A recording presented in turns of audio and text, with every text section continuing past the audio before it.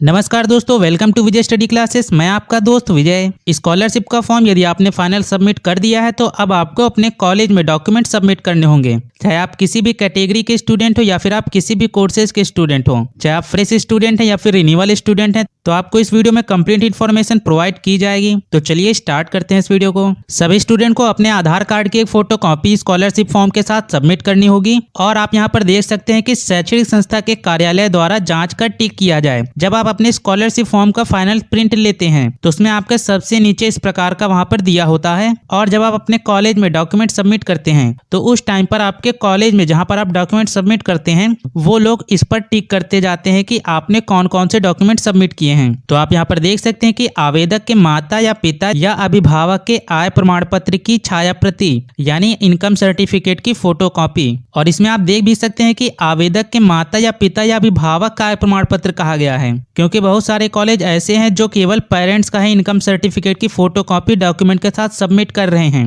यदि किसी स्टूडेंट ने अपने नेम से इनकम सर्टिफिकेट बनवाया है और उसने स्कॉलरशिप फॉर्म में अपने नेम से बने हुए इनकम सर्टिफिकेट की डिटेल्स फिल की है और वो अपने नेम का ही इनकम सर्टिफिकेट की फोटो कॉपी स्कॉलरशिप फॉर्म के साथ सबमिट कर रहा है, तो कॉलेज वाले स्टूडेंट के नेम की इनकम सर्टिफिकेट की फोटो कॉपी नहीं ले रहे हैं। कई स्टूडेंट के ऐसे ही कमेंट आए हैं। तो इसलिए सभी स्टूडेंट इस बात का ध्यान रखें कि वो पहले अपने कॉलेज में पूछ लें कि क्या वहां पर स्टूडेंट के नेम का इनकम सर्टिफिकेट लिया जा रहा है या फिर नहीं। यदि नहीं लिया जा रहा है तो आप अपने पेरेंट्स का इनकम सर्टिफिकेट बनवा लें और उसकी फोटो कॉपी आपको यहाँ पर सबमिट करनी होगी अपने स्कॉलरशिप फॉर्म के साथ। और फिर आपका अगला डॉक्यूमेंट यहाँ पर आप देख सकते हैं कि आवेदक के जाति प्रमाण पत्र की छाया प्रति यानी आपके कास्ट सर्टिफिकेट की फोटो कॉपी भी आपको सबमिट करनी होगी और ये कास्ट सर्टिफिकेट स्टूडेंट का ही होगा। और फिर आपका नेक्स्ट डॉक्यूमेंट है संस्था में जमा किए गए शुल्क के प्रमाण स्वरूप रसीद की छाया प्रति। और यहाँ पर आप देख सकते हैं कि अनुसूचित जाति और अनुसूचित जनजाति के लिए आवश्यक नहीं है, यानी जितने भी एससी कैटेगरी और एसटी कैटेगरी के स्टूडेंट हैं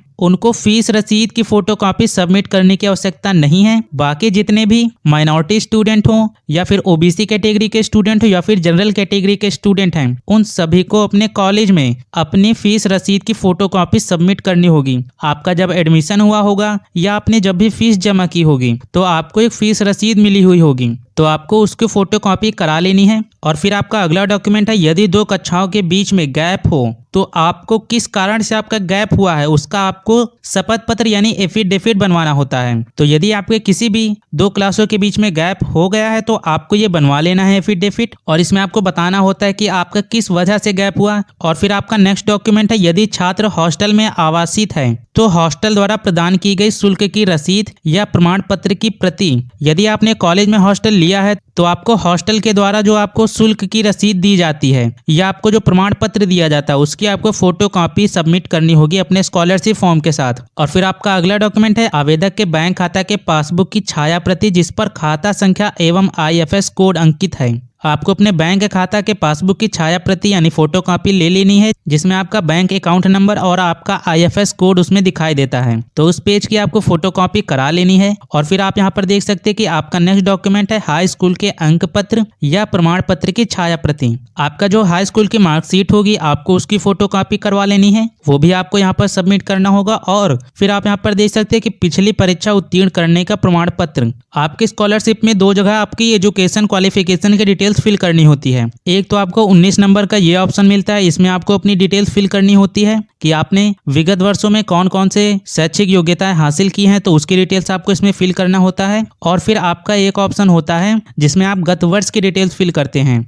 तो उसमें आप जिसकी भी डिटेल्स फिल करते हैं आपको उसकी भी मार्कशीट या सर्टिफिकेट जो भी है आपका उसकी फोटो कॉपी आपको सबमिट करनी होती है। जैसे इस ऑप्शन में यदि आप 10th या 12th या फिर ग्रेजुएशन की डिटेल्स फिल करते हैं तो आपको 10th 12th और ग्रेजुएशन की मार्कशीट की फोटो कॉपी सबमिट करनी होगी। और सेकेंड ईयर या फिर थर्ड ईयर के स्टूडेंट जो होते हैं तो उनको अपने फर्स्ट ईयर या फिर सेकेंड ईयर लास्ट ईयर में जो भी किया है उसके रिजल्ट की फोटो कॉपी भी सबमिट करनी होती है अपने स्कॉलरशिप फॉर्म के साथ। ये सारी चीजें तो आपको वो बताई गई हैं जो आपके स्कॉलरशिप फॉर्म के साथ अनिवार्य है। और कुछ कॉलेजेस वाले आपसे दो एफिडेविट भी लेते हैं, एक आपके स्टूडेंट का एफिडेविट होता है और एक आपके पेरेंट्स का एफिडेविट मांगते हैं कि आपने अपने इनकम सर्टिफिकेट में जो भी डिटेल्स फिल की है वो एकदम सही फिल की है। इसका वो लोग आपसे स्व प्रमाणित शपथ पत्र लेते हैं। तो ये सभी स्टूडेंट एफिडेविट जरूर बनवा लें। तो ये सारी चीजें आपको अपने स्कॉलरशिप फॉर्म के साथ सबमिट करनी होती हैं। और यदि आपका स्कॉलरशिप से रिलेटेड कोई अदर डाउट या आपका कोई अदर क्वेश्चन है तो आप कमेंट बॉक्स में पूछ सकते हैं। तो फिर मिलते हैं एक ऐसी वीडियो के साथ। Thanks for watching.